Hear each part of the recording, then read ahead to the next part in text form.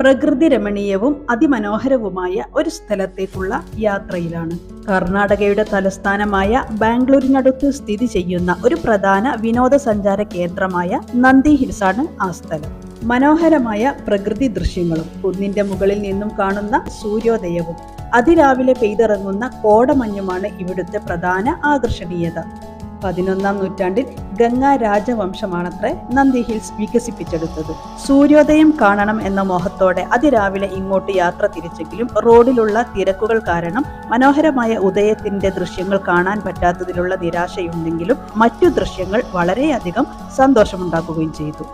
പുരാതന യോഗ നന്ദീശ്വര ക്ഷേത്രവും ടിപ്പു സുൽത്താൻ തന്റെ വേനൽക്കാല വസതിയായി ഉപയോഗിച്ച കൊട്ടാരവും നന്ദി ഹിൽസിലുണ്ട്.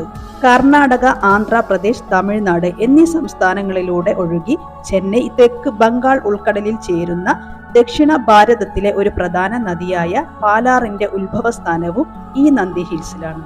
തന്റെ തടവുകാരെ ശിക്ഷിക്കാൻ ടിപ്പു സുൽത്താൻ ഈ പ്രത്യേക സ്ഥലം ഉപയോഗിച്ചിരുന്നതായും കുന്നിന്റെ മുകളിൽ നിന്നും മരണത്തിലേക്ക് വലിച്ചെറിയാൻ ഉത്തരവിട്ടതുമായ പേടിപ്പെടുത്തുന്ന ഒരറിവും കൂടി ഇവിടെ നിന്നും ലഭിക്കുകയുണ്ടായി.